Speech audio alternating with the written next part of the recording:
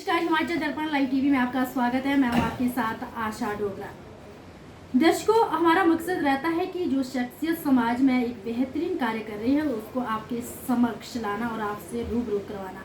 इस बीच आज हमारे साथ हैं किसान मोर्चा के प्रदेश अध्यक्ष राकेश शर्मा बबली जी। इनसे हम खास बातचीत करेंगे कि सरकार द्वारा किसानों को लाभान्वित करने के लिए किस तरह की योजनाएं चलाई जा रही हैं और जिन किसानों तक ये नहीं पहुंच रही है उन तक किस तरह से इन्हें पहुंचाया जाए, इस पर हम बातचीत करेंगे। सर, सबसे पहले तो आपका स्वागत है हिमाचल दर्पण लाइव टीवी में। धन्यवाद। हिमाचल दर्पण लाइव टीवी आशा जी, आप लगातार प्रदेश की योजनाओं को जनता के बीच और जनता की समस्याओं को सरकार के सामने रखते हैं, इसके लिए आपके चैनल को बहुत बहुत बधाई जी। सर, आपसे जानना चाहूँगी, सरकार द्वारा कौन कौन सी ऐसी योजनाएं हैं जो किसानों और बागवानों के लिए जो धरातल पर जिन पर कार्य किया जा रहा है उसके बारे में हमारे दर्शकों को बताइए। हमारा सबसे पहले तो देश के यशस्वी प्रधानमंत्री माननीय नरेंद्र मोदी जी ने इस देश के किसानों को 10 करोड़ गरीब किसानों के खाते में हर साल 6-6 हज़ार रुपये जारी करके 60,000 करोड़ रुपया एक साल में और 1 लाख करोड़ रुपया कृषि से संबंधित मूलभूत ढांचे के सुधार के लिए रखा है। जो आज़ादी के बाद पहली बार देश को ऐसा प्रधानमंत्री मिला जिसने किसानों के लिए इतनी सारी योजनाएं चलाई। और हिमाचल प्रदेश में भी हमारे 9,35,000 किसानों के खाते में 6-6 हज़ार रुपया सालाना आ रहा है, जिससे उनकी छोटी छोटी आवश्यकताएं, खाद है, बीज है, चाहे छोटे छोटे कृषि उपकरण है, उनको खरीदने में उनको जो गरीब किसान है जब 6,000 रुपये उसको साल में मिलता है तो उसका एक आर्थिक ढांचे में सुधार होता है। जी सर, आपने कहा कि किसानों को दिया जाता है, कैसे, कौन से किसान हैं, मतलब कितनी उनके पास भूमि होनी चाहिए, कौन कौन किसान इससे लाभान्वित हो रहे हैं? इसमें एक सूची बनाई थी पहले, जो छोटे किसान हैं जिनकी छोटी इनकम है, और एक सूची ऐसी हिमाचल प्रदेश में तो लगभग सभी छोटे ही किसान हैं, और एक सूची बनाई थी जो लोग उसमें नहीं आते थे, कोई टैक्स पेयर भी जुड़ गए थे तो बाद में उनको वापस करना पड़ना।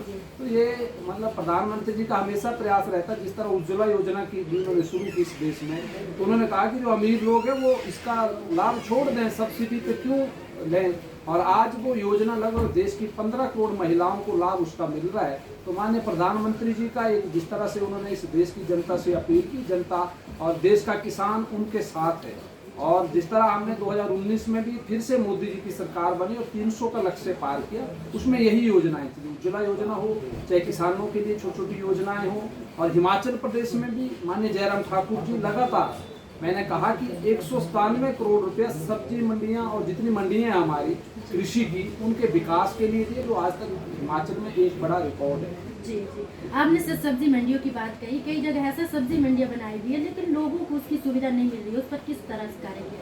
नहीं, इसमें हम बातचीत करेंगे, जहाँ जहाँ हमारे पास कुछ सुझाव भी आए हैं उनको सरकार के समक्ष रखेंगे। कृषि मंत्री के साथ हमारी लगातार बात होती है। 2 दिन पहले भी मैं प्रदेश के कई मुद्दों को लेकर, जो बेसहारा पशुओं का मुद्दा हमने सबसे पहले उठाया था, जिससे छोटे छोटे किसानों को उनकी फसल के लिए नुकसान होता है और पशुओं की भी बड़ी दुर्दशा होती है जब वो सड़कों पर रहते हैं। तो सरकार ने उसके लिए पैसे की भी व्यवस्था की। लगभग 65% जो हमारे सड़कों पर पशु थे उनको अब उन काउ सेंचुरीज में और काउ शेड में स्थानांतरित किया गया है। तो ये एक अच्छा प्रयास सरकार का है। कुछ कमियां उसमें हैं, जैसे मनाली का ध्यान में आया, कुछ स्थानों पर हुई है, तो प्रशासन और लोकल कम्युनिटी को मिलकर उन समस्याओं का भी समाधान करेंगे, और हमारे हिमाचल का जो छोटा किसान है उसको एक लाभ मिलेगा कि उसके जो पशुओं के कारण उसकी फसल का नुकसान होता था उसको रोकने की दिशा में बेहतरीन प्रयास है। जी, आपने कहा सर गौ शेड बनाए गए, गौशालाएं बनाई गई है, बावजूद इसके सड़कों पर काफी पशु देखने को मिल रहे, क्या वजह ऐसी है?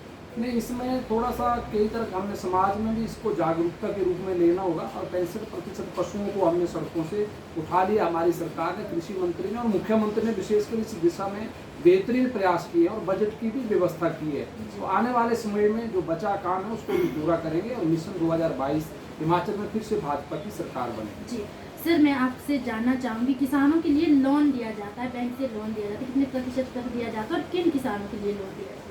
ये जो किसानों को अपने मूलभूत ढांचे में कुछ सुधार करना है, कुछ उपकरण खरीदना है, तो उसमें 4% पर सरकार लोन देती है।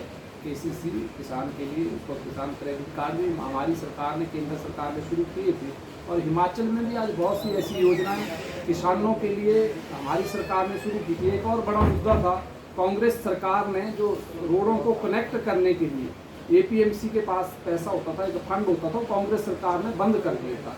तो जब हमारे किसानों ने और बागवानों ने लगातार मुद्दा उठाया, हमारी भी कई बार मुख्यमंत्री से बातचीत हुई, तो अभी 6 महीने पहले उसको फिर से शुरू कर दिया है। अब एपीएमसी के माध्यम से छोटी छोटी सड़कों की कनेक्टिविटी के लिए पैसा मिलेगा। जी जी, हमने कहा जो किसानों को लोन दिया जाता है, जैसे उसकी वापसी प्रक्रिया क्या रहती है सर? कई किसान ऐसे उनको पता ही नहीं होता कि कौन किसको मिले, और कई किसान ऐसे उन तक अभी तक ये सरकार की जो लाभान्वित करने वाली योजना ये पहुंची नहीं, उन तक कैसे पहुँचाया जाए, उसके बारे में क्या कहना है? इसमें हमने भारतीय जनता पार्टी किसान मोर्चा हिमाचल प्रदेश ने हर बूथ के ऊपर 15 किसान प्रहरी नियुक्त किए हैं।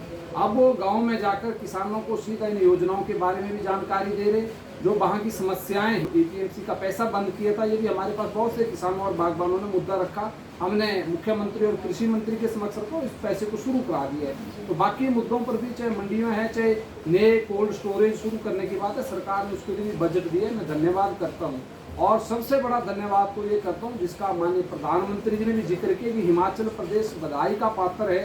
पहला ऐसा राज्य जिसने जहर मुक्त खेती, प्राकृतिक खेती को बढ़ावा देने के लिए प्रदेश में बजट का भी प्रावधान किया और बहुत सारी योजनाएं शुरू कर दी इस दिशा में।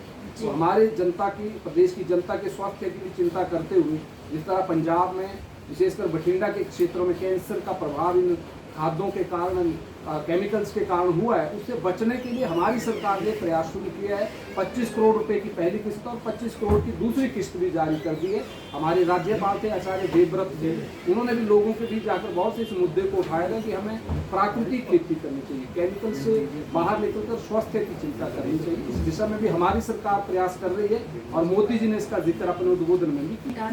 के लिए भाजपा तैयार है। अगर पंजाब की बात करें, वहाँ कौन सी कमी रही कि भाजपा नहीं आ पाई, और उसके बावजूद अगर दिल्ली के जो मुख्यमंत्री केजरीवाल है हिमाचल का दौरा कर रहे हैं और कह रहे हैं कि अब पंजाब के बाद हिमाचल प्रदेश में झाड़ू चलने वाले, तो क्या कहना है? ऐसा है कि लोकतंत्र की व्यवस्था है, सबको अपनी बात रखने का अधिकार है। उत्तराखंड में सभी जगह जमानतें जब्त हुई, उत्तर प्रदेश में जमानतें जब्त हुई, गोवा में जमानतें जब्त हुई, और यहाँ भी वही हाल होगा। लेकिन फिर भी लोकतंत्र में हम रहते हैं, उनकी भी अपनी पार्टी, अपने विचार है, अपनी बात रखें। लेकिन जैसा माननीय मुख्यमंत्री ने भी कहा, पहाड़ है, पहाड़ के लोग बड़े सोच समझ के फैसला करते हैं, और मुझे लगता है कि उत्तराखंड की तरह हम यहाँ भी सरकार बनाएंगे। जी, अगर कांग्रेस की बात करें तो कांग्रेस ने अब जो सांसद है मंडी लोकसभा सीट के प्रतिभा सिंह को जो है प्रदेश की बात सौंपी है, अध्यक्ष चुना गया है। उनको लगता है कहीं ना कहीं जो मुख्यमंत्री पूरब में रहे वीरभद्र सिंह, उन्होंने कार्य किया कि आप इसका फायदा मिल पाएगा कांग्रेस का? नहीं, मुझे लगता है ये हम जो बात कहते हैं, मोदी जी एक सामान्य परिवार से आए व्यक्ति है, ये एक परिवार की पार्टी है। और जिस तरह केंद्र में आपने देखा देश भर में कांग्रेस लुप्त होती गई, उसी तरह हिमाचल में भी इनका परिवार, इनके बेटे, ये कोई राजाओं वाली परंपराओं का निर्माण कर रहे हैं। और मुझे लगता है कांग्रेस में उसका उनके कार्यकर्ताओं में रिफ्लेक्ट हो जाएगा धीरे धीरे कि ऐसे तो उनकी पार्टी का फैसला, लेकिन परिवार से बाहर निकलना चाहिए और लोकतंत्र का होना चाहिए, उसको शायद उन्होंने नहीं किया। सर, भविष्य में किसान मोर्चा किस तरह से किसानों को लाभान्वित के लिए कार्य करेगी, किस तरह की? हमने हिमाचल प्रदेश में भी हमने कहा है कि किसान सम्मान निधि गरीब किसान तक पहुँचे, प्रदेश की मंडियों के लिए 197 करोड़ की व्यवस्था, प्राकृतिक खेती हो और जहर मुक्त खेती हो प्रदेश में, इस दिशा में हमारे कार्यकर्ता लगे हैं। और मिशन रिपीट में हर बूथ के ऊपर काम करते हुए जो किसान सम्मान निधि गरीब किसान के खाते में आ रही है, उसको एहसास दिलाते हुए कि हमारी सरकार आएगी तो डबल इंजन के साथ जो कमियां रहेगी उनको भी ठीक करेंगे, और फिर से भाजपा की सरकार हिमाचल में आएगी। हिमाचल के किसानों के लिए क्या मैसेज रहेगा हिमाचल दर्पण लाइव के बारे में? जी धन्यवाद। मैं हिमाचल के किसानों का धन्यवाद करता हूँ कि उन्होंने, जब ये आंदोलन चला इस देश के अंदर कृषि बिल को लेकर, हिमाचल का किसान मोदी जी के साथ खड़ा रहा। हमारे 2,82,000 किसानों ने, और कुल्लू जिला में भी हमारे सभी किसानों ने हस्ताक्षर करके मोदी जी के पक्ष में, पूरे प्रदेश में कहीं भी आंदोलन को शुरू नहीं होने दिया। कई तरह के बाहरी तत्वों ने प्रयास किए, लेकिन हमारे किसान, हिमाचल प्रदेश के किसानों ने और बागबानों ने मोदी जी का साथ दिया, जयराम ठाकुर जी का साथ दिया।